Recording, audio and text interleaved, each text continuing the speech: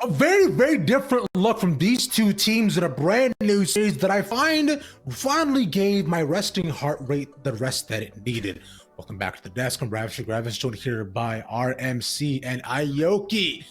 Gentlemen, what we saw here today, what I find not only a different look, but clean, smooth, and under control type of gameplay, the kind of you want for a skin commercial. So RMC, let's start breaking down how to open up our pores to get that beautiful, beautiful skin like Aoki does.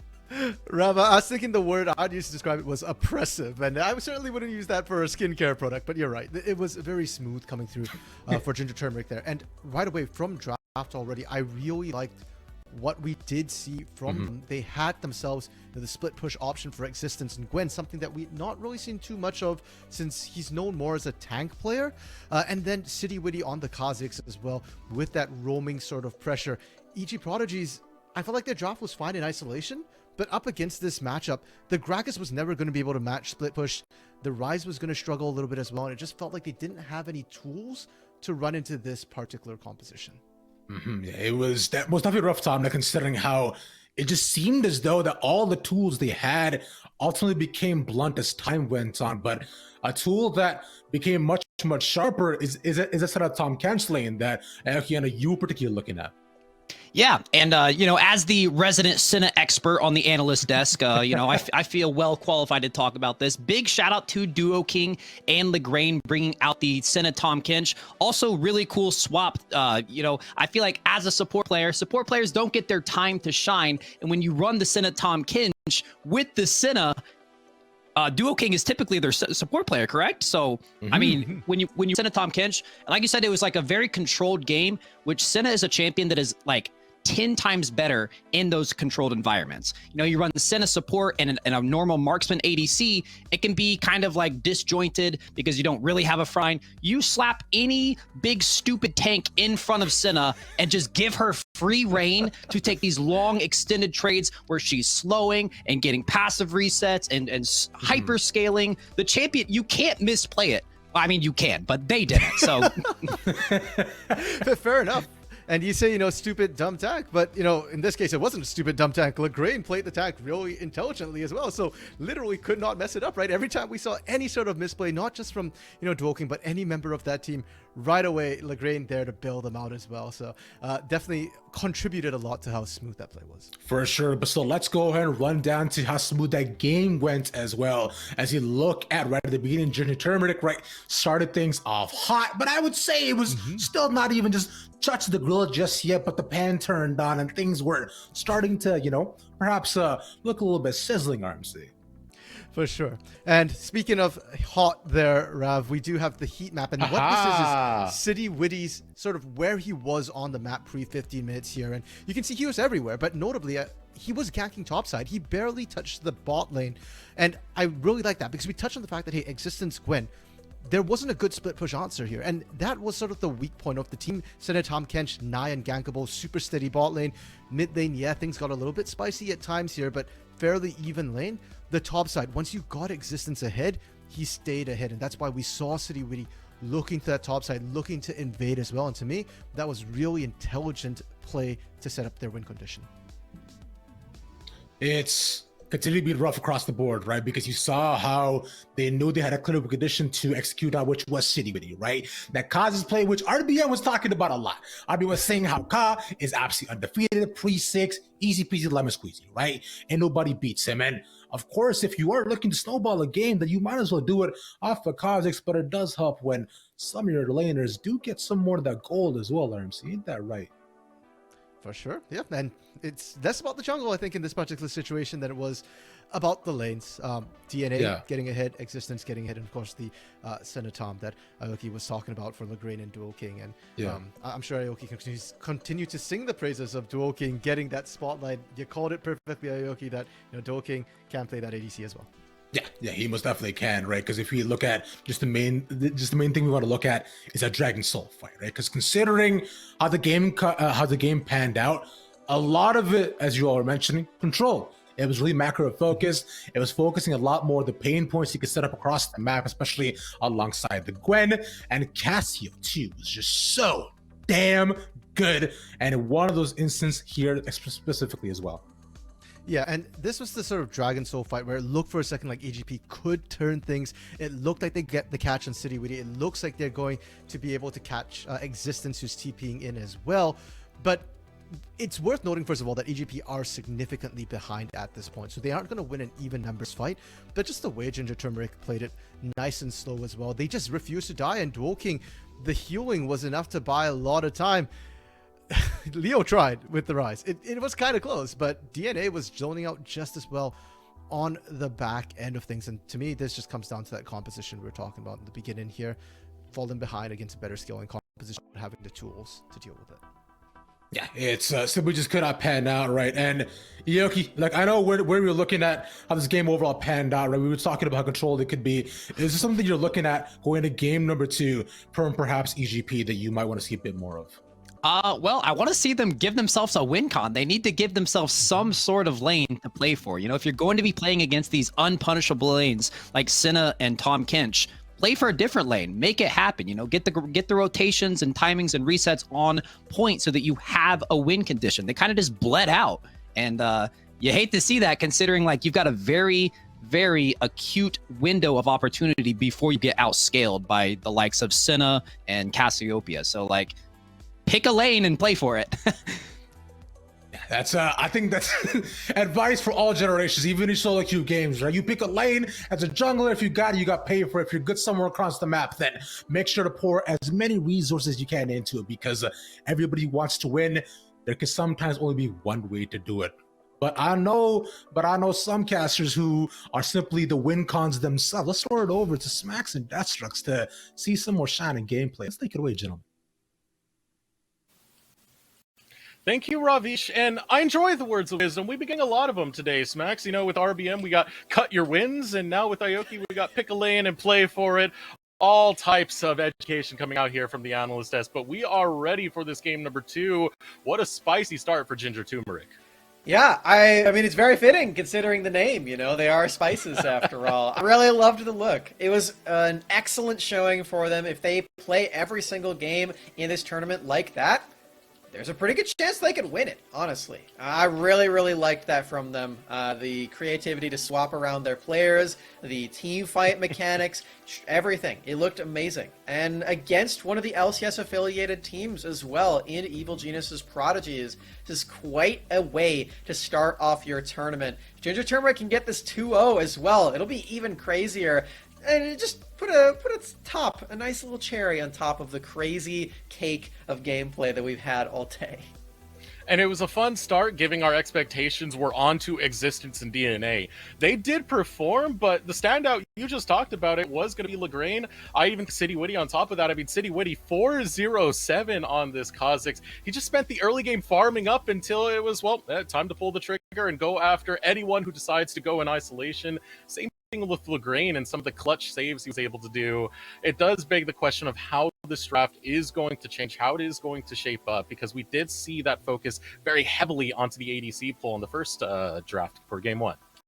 Oh wow, look at that Cassiopeia damage as well. I didn't notice just how high it was compared to everybody else.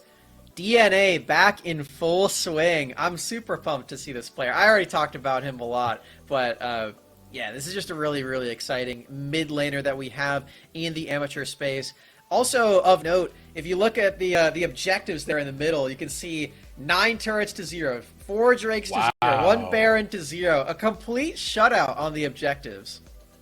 Just 4 deaths off from being a perfect game. That is pretty nasty coming out of Ginger Turmeric in this game number 1. Yeah, like I said, I really love this look, and we touched on it very briefly in the middle of that last game, that people probably consider this to be an upset. There's a reason that a lot of the people here on the broadcast have been hyping up Ginger Turmeric a lot, not just only based on what we saw from them in the OQ, but from what we know of these players as well. Very, very skilled, very experienced players too, and all coming together as a team. There's a reason that we're super excited. They look really solid. You just saw it on your screen before, and I'm sure we're going to be seeing it in this next game also. So we're definitely looking for places where we can see EGP try to come back. The lane we're going to keep poking at is going to be towards that marksman role on sketch streams. Sketch streams didn't have the hottest showing in that last game, I believe 0-2-2. So a very rough lane at that, but so heavily neutralized by the selection that we saw from Lagrange and Duo King on the Tom Kench Senna. That lane just seemed unpenetrable. I feel the Senna Tom Kench. You don't really want to have to play against that one again, I feel like, if you're Evil Genius's Prodigies. But at the same time, are you really going to give up the Tristana and the Callista to Lagrange? Are you really going to give up the Gwen to Existence that you camped so hard, still looked so good in the team fights? I don't know. There's a lot of stuff that would make a lot of sense to ban if you're Evil Genius's Prodigies moving forward, but you only get 3 in the first phase. And you can't really hate some of the picks that EGP have, especially early in the draft when they were able to bag, like Lulu, for example. It was at the later stages of the draft where they didn't really, as Aoki said, give themselves an easy win condition to follow. The win condition, it's really tough in that game because you look across the board. It's not really easy on the side of Ginger Turmeric either, if we're being completely honest. The Senna win condition is really clear cut. You have a Tom Kench in front of you, you scale. Rest of the champions, not so much. The team fights were actually really well played and well coordinated by Ginger Turmeric, and they made it look easier than it actually was. Evil Genius's Prodigies, they have to either match that skill in the team fight, or, like you just said, make it easier for themselves, because Ginger Turmeric are certainly not going to make it easier on their end. I would find one window of opportunity, at least from seeing the way City Witty played. It was passive in the early game. I keep bringing that back up. Maybe you can get something with more early game agency if you are on parry. Maybe you could try and swipe away the J4, for example, something that he played a lot in the open qualifiers. Still, more ADC bans, though. If this last ban is Senna for Evil Genius's Prodigies, oh, it is Syndra again. Okay, if it was Senna, then we were probably going to get just 6 marksman bans, which would have been absolutely hysterical. No Senna, though. So for EGP, they can either first pick the Zeri, again, or they can take this Gwen. Yeah, I like taking Gwen a whole lot more. Faisal has shown some great performances on it too, and it removes one of those flex picks that Ginger Turmeric have shown to us in that last draft that made it really comfortable to draft against them on blue side. It brings up the big question of what is Existence going to play into that. He does have an interesting champion pool, to say the least. His big champion that's been hyped up for this tournament is the Scion, and he has played it in the open qualifiers. That'd be really fun. You know what would be really crazy? If Lagrange knows how to play some top laners and you do like Senna Scion bot lane? That'd be pretty awesome. Just swap all the lanes at this point. Yeah. Why not? This team's experienced enough and flexible enough.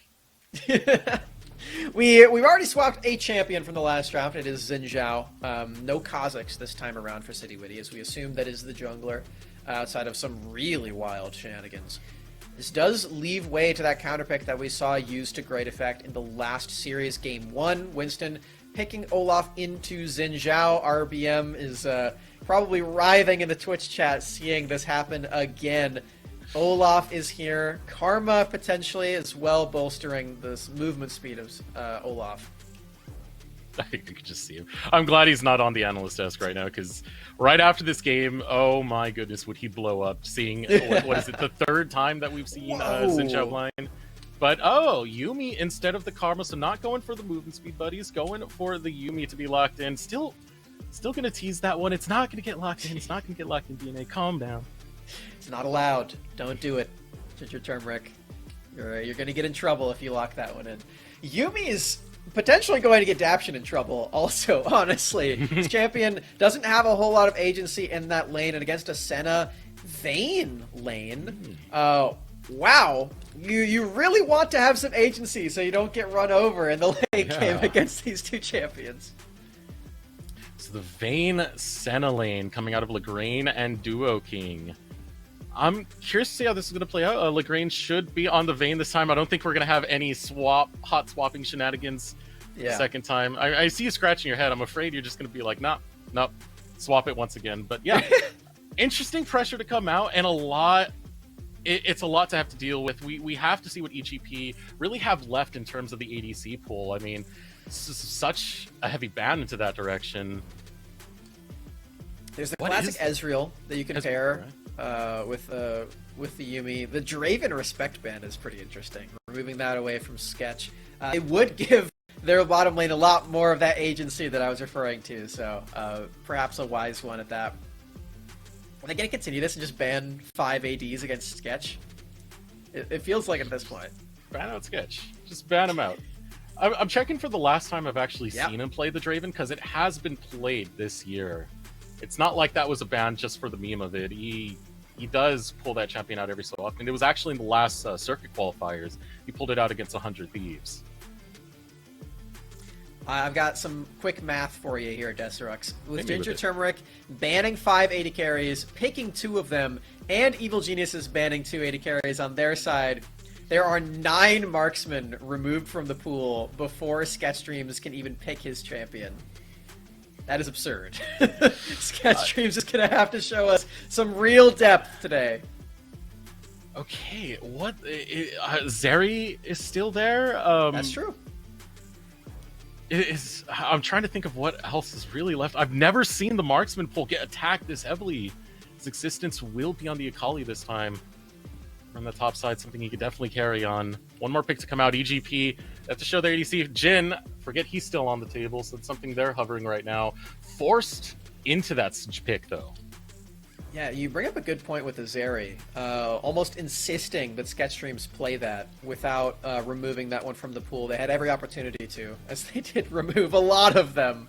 But instead of Zeri, instead of Jin, it's still a late game hyper carry. This time it is Sivir, and this feels like they're just conceding and playing to the late game also. Wow. This does say a lot about Sketch, though. We've hyped him up as a good player. All these bans being directly targeted towards him and forcing him this far into his champion pool says a lot about how good of a marksman he is. Yeah, absolutely. This is absolutely ridiculous. You have two supports on this team as well, with both Seraphine and Yuumi piling in and helping out the late game for Sketch on the Sivir. What? Anivia? This is how we go home, I guess.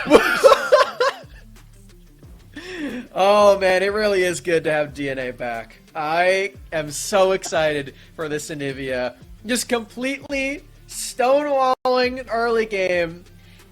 There's nothing happening early game. The Xin Zhao, he's just gonna be farming, and it's completely okay in this game, because what's he gonna do? I mean, you thought that game number 1 was slow. We're taking it down, but the thing is, once this game does explode, it is going to be nuclear smacks. Oh man. The first series on the day was so long, and I feel even if this is 2-0, we're gonna be here for a while seeing these drafts, Deserix. Strap in for a late night. Anivia is here for DNA. So I want to talk about what this champion actually does, because it is one that we haven't seen in a very long time in the meta, let alone as a counter pick. It has really safe farming, and what are you going to do to punish this champion? Your access to this Anivia is all melee options. You don't really have any flat-out engage, very little crowd control against this. And you have the wall as Anivia to block Olaf's advances too. This pick is actually so clever in this game. Like, how do you kill this? I don't think you can. You really can't. What do EGP have for damage? You're, what, hinging a lot onto Faisal and Sketch, but Leo can't really do much into this lane against DNA. That's going to be a hard stall. On top of blocking the Olaf, you know, the Condemn also works with the Ice Wall. True. To be comboed with DNA. There's so many ways this can go wrong for EGP. If you get the Ice Wall out, you can kick out the right people with the Crescent Guard. There's so many creative ways you can use the tools of Ginger Turmeric. Yeah, I'm so excited by this pick. This is probably the most excited that I've ever been about Anivia. Honestly, this champion doesn't do a lot, but it will do a lot in this game. Just to give you a lot of credit, DNA. This is a really clever pick. Whoever it is, maybe it's him, maybe it's the coach Argentum. Somebody is big brain over there on the Ginger Turmeric side of things. Smacks, How in the world do you siege into Ginger Turmeric? This is don't, such a tough man. one. Like, you can block a lot of siege. Like, you got great wave clear, sure, you got Saber, but when you want to take a tower, how do you do it? Do you just press the go button and dive and hope everyone falls and you get alone time with the tower? I really don't see a way to do it. You really are relying on DNA using the wall improperly, truthfully, because you have so much movement speed for this Olaf that if he does get past DNA, it's gonna be a bumpy ride for this Anivia. You have to get over the wall. So, firstly, if Perry takes Ghost in this game, he is trolling. You have to take Flash. I'm gonna throw that out there right now. If we get into this game and I see blue on the left side of my screen, I'm going to be upset. We saw it earlier. We saw the chem tank meta. Just take Ghost, chem tank, Predator, everything. Run around it faster than you could flash. Oh no! All right, let's see. Does he have it? Perry, no! No, man! You're trolling. He believes. Max, give him a chance. Give him a chance. When he has that chem tank, when he's running at the speed of sound, nothing will stop him, Smacks. He's not the only one. Sketchstreams has Ghost too. That one's more excusable. It's a range champion. It's a really fast composition. Now that you look at it. It really is. You got a lot of movement speed. The flanks are going to be the name of the game, unless Evil Genius's Prodigies can actually do something early game, which is super difficult for both teams, if we're honest. Like, these teams are both designed to scale for late game. It's just going to be about which one of them does it better, and which one of them does it safer, really, and avoids all confrontation early game. See, trying to get some deep vision, Perry. A little bit of a small invade onto existence. They are going to spot each other out. Just going to back off. But yeah, the Ghost, if he gets Chemtech, along with On the Hunt, along with Ragnarok, And that is one fast Viking.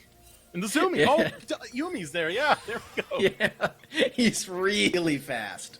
So, you know, maybe he can run through the Anivia wall. Oh, with that much speed. So we're getting into this early game. A Yumi leash right now for Barry. As both lanes are actually leashing, so they're completely acknowledging that any early game advantage isn't going to mean a whole lot. Which, you know, can be true, can also be false, because if Duo King gets early stacks in this lane, then that scaling is accelerated pretty nicely.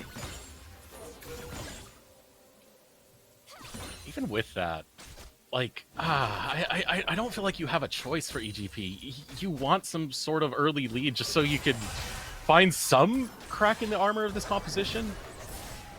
Yeah, I don't know how you really do this once you get to the mid game, once you get to the late game with EGP's comp.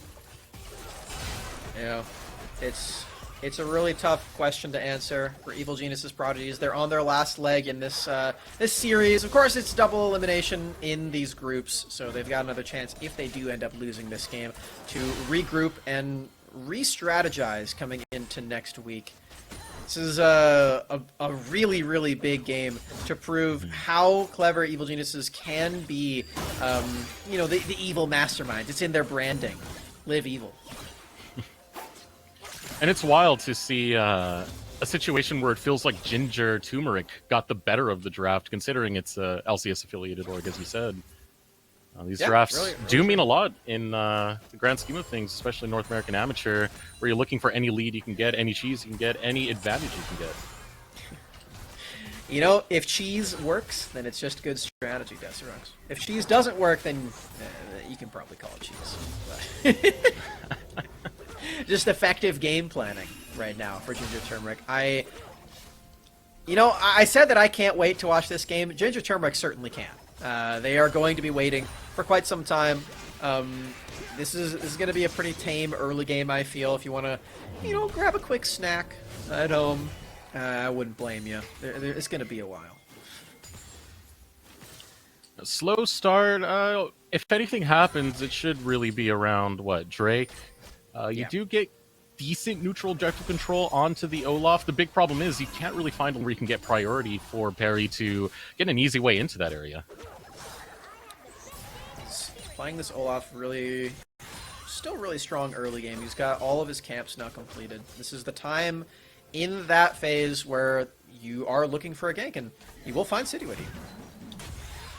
Bumping into each other, throwing one axe as a little bit of a warning shot. There's the second warning shot, and City's gonna go ahead and take that warning flash over the wall, get to safety, but that is the flash down for City Witty.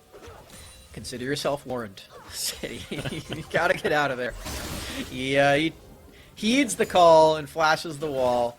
Duo King and Lagrange can't really do a whole lot to protect him at that point. Oh, yeah.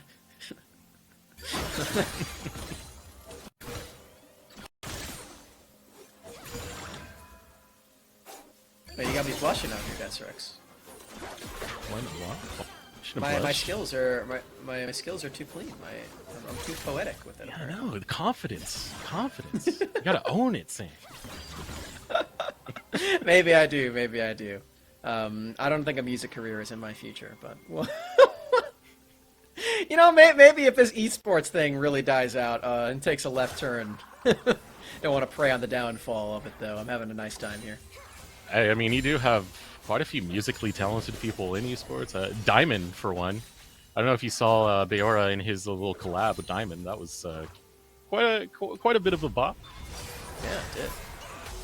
Beora just makes some banger tunes. I always love whenever he tweets out a song.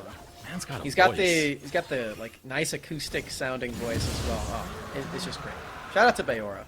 You know, it's actually fitting because he's on Evil Geniuses, so it's not completely out of left field that we're shouting him out.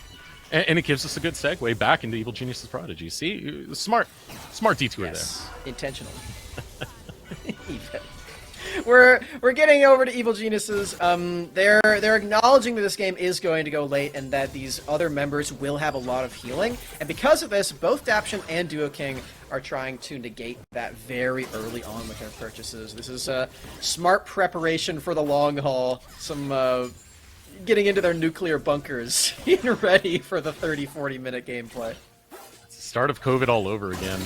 You know, they're just going to be prepping up their Costco visits for all the toilet paper they can find. Is that what Grievous Wounds is? Toilet paper? Yeah, that's how we're marking. No, I just thought of that in context. That's terrible. Max, why you gotta play me like that? Oh boy. Hey. We're getting a little delirious at this point, knowing that it's going to be a late night. Yeah, I'm sorry about that. I'm actually curious about what Sketchstreams is doing in this game, because he is going for the lethality build, which tells us that EG Prodigies are eventually going to actually make a play around this server earlier rather than later. This build does not scale as well as something like the DPS crit build, so that is something to know. Mid lane here, these boots are actually paying off really well for Leo in this early game, because you can see DNA was looking to get a wall. No boots purchased for DNA so far. Leo having that advantage in movement speed makes it harder to catch him out with that wall for those potential ganks with City Witty. Yeah, there are a lot of mid lane matchups where boots early is really crucial. I really like doing it against Syndra as well, because then you can dodge out on all the orbs. It's really nice. Of course, it depends on whether or not you can actually click well, and some people can't. But Leo, he's acknowledging, hey, I've got the clicks, I've got the moves, I can do this. I remember when you used to have movement speed counters for certain lanes. I think one of them was yeah. you take Lux into Orianna because Orianna can't move fast enough to dodge the Singularity. Yeah, do you remember the old runes where you could take like movement speed quints and stuff? Oh, that's the old days right there. You bring them back to rune pages where you take your single crit rune and just pray that wins you the lane. You know, it'd be pretty good these days, I feel. There are a lot of lane matchups that are won by very slim margins. As Parry helping push out this top wave, maybe looking for more damage onto Existence if we can find it. A hard one to find with the Shroud's there. You might be able to land the axe, but the true damage you want with the Reckless Swings, still need to see your target for that. So again, slow game continues as we ramp up towards the mid-game, taking stock of what's going on so far, 8 minutes into this. No real lead really acquired. All the lanes going relatively even. A slight lead coming out from DNA, which he's, of course, going to love. He's just going to be farming that for days as long as they'll let him so he can get towards that late stage. Now City Witty starting to move up towards here. Getting cut off is DNA by Parry, so not as a group as this duo, but nothing going to come of it. And they were looking for that Rift Herald. you can't really leave mid lane for too long as Anivia. You will lose out on your major win condition, which is just continuing to farm mid for eternity. As soon as that mid lane turret drops, Anivia starts to panic, which really just goes to show that Evil Genius's Prodigies really want that Rift Herald, and they want the next one after that, so they can give that panic over to DNA as bot lane.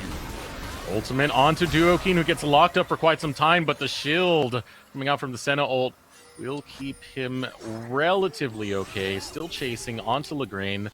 Gets slowed, getting popped there. Adaption and Sketch able to push back onto Duoking and Lagrange. Yeah, pretty major health lead there too. Adaption not taking any damage, of course, because of Yuumi, and has the zoomies to make sure that Sketchstream stays alive. No summoner spells used there either, so pretty big lead in the 2v2 trades. Lagrange and Duoking have to recalibrate and try for more. They're still quite ahead in this matchup, even despite losing out on the trade, because they've taken 2 turret platings and have a 20 CS lead. Evil Genius's Prodigies aren't really trying to combat that at all. Moving up into the river and trying to get out some vision before they go back to farming. Good move coming out of them. They did send Sketch towards the mid lane, threatening for the rotation, which is going to give EGP enough of a presence to be able to grab this Rift Herald without much contention. One of the scary things there was if DNA actually did get that length, the wall can do so much to stop Perry from getting away, as you see a small sample of it used against Leo. Yeah, the extra damage is really big. It's only going to get bigger eventually. Anivia does scale very well with items and levels too. The ultimate damage dealing crazy amounts of DPS eventually. Perry doesn't want to tussle with the bird quite yet, going back over to his duties of taking all these objectives. This is a really good way for Evil Genius's Prodigies to match that scaling and may take some of it into their own, especially considering Cloud Drake's already gone. So they don't have to worry about it being a Cloud Soul, which they don't really need. It's kind of overkill. We already talked about how fast they are. And this worked out so well. From objective to objective for Perry. Now here comes the response out of Ginger Turmeric as they start jumping onto Sketch, forcing the flash out of him as the final hours pop from Lagrange. Yeah, Ghost there too. And no, the movement speed and the flash all gone. Ginger Turmeric now get even more time in this lane. City Witty gets to potentially camp out and look for a dive as soon as they return. Thinking better of it, moving back around this rift. And remember when I was saying about this Xin Zhao? He's an early game champion, but it's probably going to be okay if he just farms up, because what is he going to do? He can't. There's nothing. There's no lane to gank. Don't challenge an Olaf either. You don't want the 1v1 against one of the 1v1 kings. Ooh, the wall comes out. Ragnarok is not going to be enough. You wish you had the flash right there, but first blood goes over to DNA. Leo still able to get a bit of that onto City Witty. Nicely done there, DNA. These are the kinds of interactions that make you wish you had flash on Olaf and make you wish that you didn't leave this Anivia up. There's really no way to combat the wall as Olaf, even with Ragnarok. It's just far too much damage. And I believe he actually tried to get around it, but clicked back in to the Glacial Storm. It's not what you want. That nice burst of damage from that early game Olaf. You know, the reckless swings, that true damage really does add up, and punishing City Witty to still make that even. For DNA, he's happy with it. He got a kill at the end of the day and still continues to farm up and neutralize the lane. That's what the plan is here. No Rift Herald actually used in mid lane quite yet. Looks like Perry's considering it. Again, pushing in that lane. Still see the purple icon is in his inventory, so not yet. Still keeping that one, potentially for a dive top lane. We saw a couple of plates taken there. Quite a lot of plates. 45 seconds left for those plates. City Witty rotating around the bottom. Wow. Here comes the teleport out of Leo. The ultimate going to be used from Duoking. Do they know that City Witty's there? It's going to be a 3-on-3. Hopping over the wall will be City Witty as he tries to get the 3 talent strike. Does not find the knock-up. Duoking backs off. The shield used, but nothing to be followed up through. No kills to be had for Ginger Turmeric as Shelly hits the rift in the top lane.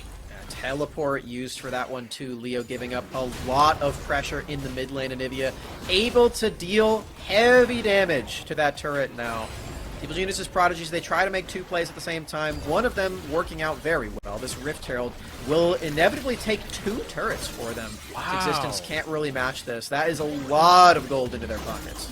And a lot of that was just the timing that EGP did in this early game. Even though they came off a little bit of a defeat in the mid lane when you did see Perry get fed over, he still translated that into grabbing the Rift Herald, into grabbing the Drake, into roaming around this map and making his presence felt whenever you see City Witty elsewhere. Yeah, I just don't know if it's going to matter that much for Evil Genius's Prodigies. That gold is really good, and it's into Gwen, too. The team fights are really where that's going to matter for Faisal. If he can get to that phase of the game in a meaningful way, in a meaningful time, more specifically, then that's going to be pretty big. But you can see that gold is matched in tow in the mid lane. DNA has a huge CS lead, and he, through that and the first blood, is leading the pack. 600 above Leo in the mid lane, as is Leandri's completed, as well as the sword boots, so the pain is going to start to add up for DNA. Now heading towards that bot lane, you're rotating your ADC and your support over to the mid wave. City Witty waiting in the bushes if anything's to happen. Still got a minute before the Drake does spawn, so setting up for that could be a priority for EGP, as they have grabbed the first two to set up for a potential Dragon Soul point. Yeah, I don't imagine that lane allocation will be permanent here, but Lagrange and Duo King rotating there makes sure that they don't take any unnecessary mid lane turret damage. Again, that is the major loss condition for DNA. If you as a Nivea lose your mid lane turret, you are in panic mode. And Lagrange on Vayne honestly is a pretty apt solo laner too on the split push, so I would imagine they go back to normal soon. Over the wall, and another wall comes up. Oh. Flashes! Whoa! DNA takes down Perry.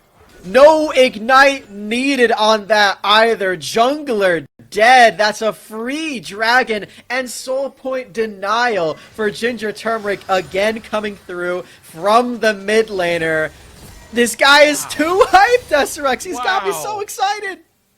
That is someone who knows his champion well. Oh, yeah. That was down to the number on that kill. The last auto attack was all he needed on that. Absolutely ridiculous for DNA to find this, as we do get to watch it again. Here goes, flashing over it. The auto attack does it. Look, the E comes through, and the burn damage with the auto, it's enough. That is picturesque Anivia damage.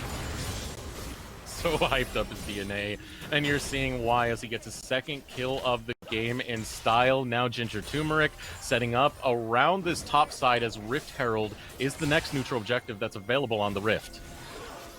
And Evil Genius's Prodigies, they really want that one. I've been saying it a lot. You already know what I'm going to say. They want to take that mid lane turret. That's what this Rift Herald is going to be used for. Evil Genius's Prodigies can get that one, and it'll be really big. I just don't know if that team fight's going to be easy for them to take. They do need to have a little bit of a stealth element to this and shroud where Perry is so they can take this undetected. And EGP quicker to the punch. They get priority onto the Rift Herald. You still have Existence on the flank looking for a pincer. The rest of Ginger Turmeric, they hover around, but happy to concede it for now. Just going to let that one go down the way of EGP. I like that play for EGP. Existence was in position, but not quite strong enough. Oh, man, oh, and it's followed up with a snare onto Leo. But here comes Barry's looking to crack the egg. But look at the damage coming through from Lagrange. Returning fire. It's still going to fall. DNA gets scrambled. Lagrange looking to get away, but Faisal is in his face, taking him down. Existence goes deep. But EGP punish it. Now City Witty, he's in the middle of 5, and they're making him run, making him turn tail as he pops the Crescent card, only looking to defend Duo King. But EGP, they're on the Rift Smacks. 2 enchanters are better than 1. Desirux, all of the healing is so clutch right there. Leo saving his teammates every single time in that one on the Seraphine, not to mention Daption. 2 clutch on these enchanters, and they get to kill DNA, punishing the Cryo Phoenix in the mid lane. Really, really big play to come up with. And a lot of that is because Perry actually did find the engage this time. There was no wall available for DNA, no flash either, because of that early aggression, and Perry punishes. It's smart from Perry. He played around the cooldowns perfectly that time. The moment he saw them all burnt, comes in with that ghost, says, I don't need no flash. I'm going to run full speed into his face when the wall can't stop me. So good return to come out of Evil Genius's Prodigies, putting them in just a very slight gold lead. Good moves for Evil Geniuses. This is giving me some more confidence that this won't just be a 2-0 at this point, Desirux. They are finding some signs of life. They've got some Moonstone Renewer healing here, too, for Daption. So the enchanting will not stop anytime soon. I worry for Duo King that he will need to start telling his teammates, buy some healing reduction. It can't just be me. I can't hit everybody. And still this mid lane still stands. Unable to break it and get DNA pushed real deep into it, but DNA's already at a pretty good spot. Has his tier, has his blue buff. He's going to be perma pushing this wave, having perma priority down there. You can only really send Sketch and Daption to try and match it for the ultimate that comes out of DNA. And there's still a minute and a half left on that Rift Herald, depending on where Perry sees the benefit to it. That'll be an interesting one. As Really? Baron just spawned? They have Really? Vayne for this? Really? This is just dead. It's gone. I'm speechless right now. This is a Oh, play. wait, they It's know. spotted Wait. out. It's spotted Wait, out. wait. 4K remains. They're rushing. Leo, they're not going to get there in time. Duo King's on the flank. 20-minute my Baron. God. They sneak it. Ginger Turmeric. You should feel bad about one. That was just dirty. Oh, wait, they're trying to punish. We're not done just yet. Ultimate from Duo King. Gonna take one down, but DNA has fallen. So does Perry. Daption. There's no one left for him to jump onto. A double kill go in the way of Duo King, and the mid lane falls. Ginger Turmeric, a strange call to go after that Baron. It pays off big with not just the Baron, a team fight win. They're grabbing towers.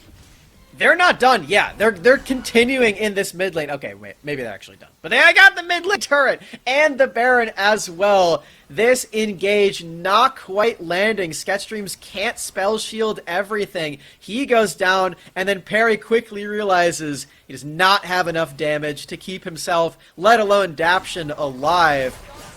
Will be some damage control in that bot lane, as 2 turrets taken by the Rift Herald will be a pretty big deal for Evil Genius's Prodigies. They're staying afloat in the gold. This Baron timer is very, very interesting for Ginger Turmeric, though, as they've got 2 minutes left to wear purple. All right, Dragon being leashed by Duo King. Started up EGP, coming in, looking to find the engage onto Lagrange. Lagrange will walk away, has the safety of DNA there. DNA gonna cut the party, puts down the wall, trying to chase away Duo King. Existence walking in, 3k health remains onto the Dragon. EGP running through, they're going after Duo King. Faisal locks down onto him, the flash of the wall from Duo King will keep him alive, but he gets cut down still by Faisal. Dragon falls, it goes the way of Ginger Turmeric. The fight's still continuing, the wall's up, Faisal cannot close the distance. The wall finally falls as Perry continues running forward. And now, a tough little exchange there. You can see just how much this Anivia impacts these fights when she's putting up the wall. Yeah, Ginger Turmeric are completely okay trading 1 kill for that Drake, as well as mid lane priority. They have access to this wave as they have shut everybody Baron. out of this one. Still have Baron. That mid lane turret is dead. And they will be able to push in yet another one, looking into the jungle. So now Ginger Turmeric taking this reset. They're going to be able to get some pretty good purchases right here. You already have the Rage Blade and Immortal Shield Bow completed onto Lagrange. Is able to just straight up grab a Zeal on top of that. You're waiting for that 3rd item completion before he really starts to come online. Now EGP positioning up as a 5 stack for this mid lane tower. Enough to stop this Anivia. Oh, wait, maybe they do. Oh, there's the wall. It's going to stop some of the engage, but they just flash right over it and take down DNA. But here comes Lagrange on the backside, looking to try and protect Duo King as Perry wails away on him. Will take him down. Daption can't get over the wall in time. He will fall. A double kill goes the way of Lagrange. Now Lagrange's going for more, tries to go after Faisal, flashes forward, and will get the kill. Lagrange with the triple. Ginger Turmeric with the ace. He's the only member left standing after that bloodbath, Desirux. DNA dove underneath the turret, but Evil Genius's Prodigies, they take way too much damage in the exchange, and they give over 3 kills to the scaling member of Ginger Turmeric. And hello, everyone. Unfortunately, some technical difficulties going on. There appears to be some server lag. It was felt in the spectator client as well, so we're just situating that, letting that pass before we get back into this. Holy moly, Smacks! Holy moly, Ginger Turmeric! Holy moly! That early Baron, some of these plays, they have been dirty, but they have been effective. You know, I love Ginger Turmeric's team fighting. I do have to give a lot of credit to Evil Genius's Prodigies for finding that flank play onto the Anivia. That could have been a lot more disastrous than it actually was. So big credit to them for killing the Anivia and actually getting that mid lane turret. But past that, you can't only kill Anivia. You have to kill Vayne and Senna and everybody, actually, to actually win out on this team fight and win out on this game, keeping yourselves in the series. Ginger Turmeric still have the lead. We kind of talked about just how fast EGP can go, and we're seeing that happen live right now as Ragnarok on the hunt. All the resources are popped to get Perry into the faces of DNA as fast as possible. It is working out, but it's all your resources burnt and nothing left to get Legrade. Yeah. You don't have a lot in the tank. You have all this movement speed, so you fire it away at the Anivia, but Anivia has 2 health bars. You got to kill the egg as well, and through that you're just using literally everything on top of this. And they do try to kill the Senna as well, to their credit. It's not just Anivia. There's a lot of carries on Ginger Turmeric's side, as shown by the Vayne triple kill for Legrade. Seems like this guy keeps popping up in the nick of time for this team. One of the hopes that I do see coming out of EGP has been Faisal, and at least how aggressive Perry has been, enabling Faisal to not be the one that's focused on from Ginger Turmeric. Ginger Turmeric keep having to focus on Perry to get him off of DNA. This enables Faisal to just kind of roam around in a lot of these fights. I do see a pretty good fighting chance for him. And that's Gwen's peak condition, too, being a flank champion. That is what she is known for. That is what she is most effective at. So if she is not focused and she gets to deal all of this damage, then I really love that look from these team fights. If they can keep finding that for Evil Genius's Prodigies, then there's still hope yet in this series. And they don't have to fall down to the lower side of their group bracket. We did talk about there is decent stall on the side of Evil Genius's Prodigies. Sketch being on the Sivir will help with that. Boomerang, Ricochet, clear the waves as fast as possible. Being a short-range champion doesn't help with that, though, because that means you have to consistently get into the range of DNA to be able to get out of there. The wave clear is easy. The teamfight damage, not so much, as you're saying. So when there's no Baron, there's probably not any way that Ginger Turmeric can actually end the game without winning an outright teamfight and actually killing this Sivir champion, because it's just too much of a nuisance when you're trying to close out and siege everything. So they have that anti-win condition of the other team. You know, I guess it's anti-loss condition for themselves. All right, well, while we sort out some of these difficulties that are going on with the server and the client, we are going to throw it a short break. When we return, we'll get into this matchup between Ginger Turmeric and Evil Genius's Prodigies. Be sure to stay tuned. All right, welcome back, everyone. Proving Ground Circuit qualifiers. Evil Genius's Prodigies versus Ginger Turmeric. Where we had just left off, it's been control going the way of Ginger Turmeric as they've been slowly sweeping this mid-game in their direction. And Legrane just survived the Hunger Games at the end there. The only member left standing on the rifts. Everybody else dead. Full ace for Ginger Turmeric. 5 for 4, and he got a triple kill. So this Vayne scaling is online. A full item above Sketch. As don't pay any mind to those disconnection things. That's just from the delay. Yeah, just some leftovers. No worries. We are still in action. We are still in play. Phantom Dancer now completed for Legrane, so a little bit more survivability on top of that Immortal Shield Bow. Yeah, movement speed's really nice on that champion. He might still not be able to outspeed Olaf. Seems very fast, but it's not too bad. As we're getting down to the wire, it feels like the scaling is where it needs to be right now, especially for Ginger Turmeric. They have all the power that they would hope to have on Anivia and Vayne. And while DNA is almost at level 16, they've been able to take some pretty big sweeping victories in these team fights. So I've really been enjoying the scaling for Ginger Turmeric for sure. I just realized this is Ocean Drake. That's two picked up on Ginger Turmeric's side. If they get an Ocean Soul, can you imagine the perma siege that's going to come out of DNA? It's just healing for every single member on the Rift at that point. I mentioned before the Evil Genius's Prodigies have more enchanters than Ginger Turmeric. I feel like Ocean Soul has to count for at least one entire enchanter at that point. You just even up the odds there. What I like from Ginger Turmeric is very early they set up for this Drake. You can see all that deep vision they just established. There's about 1:40 left on the Drake itself. But are they pulling a bluff right here, Smacks? They established all that vision, and now they're heading towards the Baron pit. I think the Evil Genius's Prodigies are keenly aware of this possibility after the first time. So yeah. It would be a big shock if they were actually allowed to go and take this. Ginger Turmeric returned to their post in mid lane. They didn't actually use any of their time to clear out any vision around the Baron, apart from the pit, apart from the bush behind the pit, which is a little pesky one that I'm sure they're glad they found. And with that little bit of movement, it did buy EGP some time to clear out the vision in their jungle that is towards their dragon side. That being said, though, 10 seconds before this Drake does spawn, it's a little more safe for EGP to traverse this if they do want to find a contention. They definitely do. I'll answer that for right now, Deathrex. They want to take this team fight. They want to win this team fight and specifically flank with Faisal. You can see that in the way that Daption is deciding to attach to the Gwen this time. He's gone around the rift, you know, saying hi to all of his friends, this time acknowledging that Faisal is probably the one that's going to be dealing the most damage in this one. And it'll be a wall down, so that's a cooldown to keep in mind. Down for now. EGP were split up, so they couldn't punish it with an engage. Perry being too far.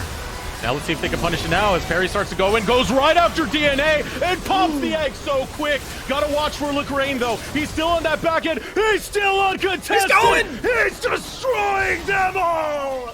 Lagrange with the pop-up gets EGP, and Ginger Turmeric take a lead. And this time around, more members of Ginger Turmeric are actually alive, probably enough to go and take away that Baron. They don't care about that Ocean Dragon anymore, Deathrex. They just want to go and get that siege power online. There's no way that Sketchstream steals this, right? There's no way. He's just going to recall. All right. Oh, goodness gracious. What a pop-off right there. You're trying to go after DNA. Perry goes into his face and pops the egg before DNA can do much, but you've forgotten about one crucial member, Smacks, and that is Lagrange. Yeah, and not to mention Existence flank there too. You can see that Ginger Turmeric were stalling and waiting for him to be in position. I do really admire the quick decision making there. As they're going for it again, they do get the Drake. Yeah, they just rush straight to that Drake, realizing that they need to have some win condition set up. Ocean Soul would be nice, especially if you could deny that away from Ginger Turmeric. Yeah, I'll say. The healing is going to be really good. On top of all the other enchanters, I already mentioned how good that is. And, you know, 3 enchanters better than 1 also for GG Prodigies. Lots of healing to be had. Moving forward, they have to deal with this Baron. There's about 2 minutes of effective uptime for Ginger Turmeric, considering they did have to recall and regroup, bringing all of their members back up to speed, getting some more scaling online in terms of the itemization. Let's see what destruction lies in wait for Ginger Turmeric as they traverse through mid. Just shy of 30 minutes, a 4K lead for Ginger Turmeric, giving EGP some level of fight back into this, but it feels like it is fading quite quickly as Ginger Turmeric have been so responsive at snapping up those neutral objectives, at snapping up some of these kills. Now pushing over to the top side will be Existence, applying pressure for the rest of the team in mid. It does look like Sketch on this Sivir is still too much of a nuisance, even with the Baron buff, to actually just outright take these structures. So, acknowledging very quickly, Ginger Turmeric see that they can't actually get the mid lane inhibitor quite yet. They're going to go back to the side lanes. Unfortunately for Existence, was dead, so doesn't actually have Baron buff. I think this turret is going to take some severe damage regardless.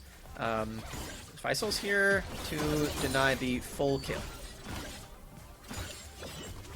Existence walking around. Having this tower up does provide some level of Baron safety. The minion wave can never really push that far deep into the lane. You're going to see Faisal continue having Hadaption on top of him. Set up a wave over towards that top side, trying to give Ginger Turmeric something they have to respond to as they try and set up their own sieges. We have City Witty. Existence is the only member who doesn't have Baron. So City Witty with the wave bringing it into bot lane also provides some extra pressure. Although Deserex, we have 30 seconds left and this Baron hasn't really done a lot. Has not. You're seeing how valuable Sivir can be when you need some strong wave clear. There comes the wall as Faisal tries to jump in, and now the rest of the squad of Ginger Turmeric coming in as a full unit is going to guarantee that that tower falls. Now looking for the inhibitor is going to be Ginger Turmeric, but not looking for a fight is EGP. I spoke too soon. That is an inhibitor now dead for Ginger Turmeric. No Sivir wave clear can stop all 5 members, as all 5 of those same members moving now down to this bottom lane. You gotta run, Faisal. You do not want to stick around when they do what they just did mid lane to bottom lane turret 2. The rotation coming in from Ginger Turmeric, setting up for the bot lane, only having Faisal there with Daption, and there is the wall after the dash coming through, but DNA falls low. He's sent into the egg form early once again. Can they lock down Lagrange? Answer's gonna be yes as he runs away, still gets chopped down. This is Evil Genius's Prodigy, just barely making a comeback as they chase down Ginger Turmeric.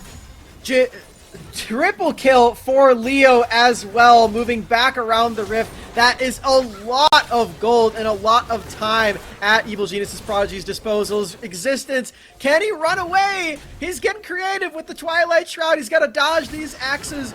Oh, can he do it? No, he can't. Harry cleans up the ace. It's 5 for 0. 2 Barons picked up by Ginger, Turmeric, and EGP. They just find the right fight at the right time, catching out DNA when he's too far forward, and this is going to put a situation where EGP can finally claim some inhibitors.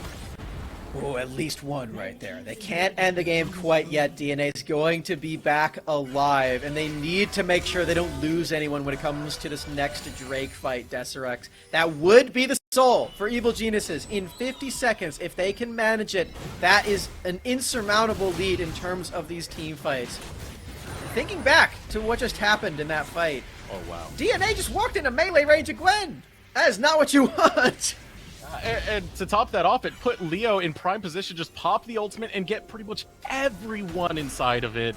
Ginger Turmeric had no right trying to fight as recklessly as they did, so clumped together. Now they're going to try a much more scrappy, skirmishy fight, going for Parry. Parry's able to back up in time as the pressing guard goes up. Now Sketch. Parry goes into the face of City Witty. Sketch is dead. Lagrange picks up another one. It's going to be a double kill. He's looking for more, though. Goes after Faisal. Faisal hops on, is able to complete the jump, but Faisal's still alive. Existence. Faisal's going after Lagrange, but Existence has done the job. Will Lagrange survive? Answer's going to be no.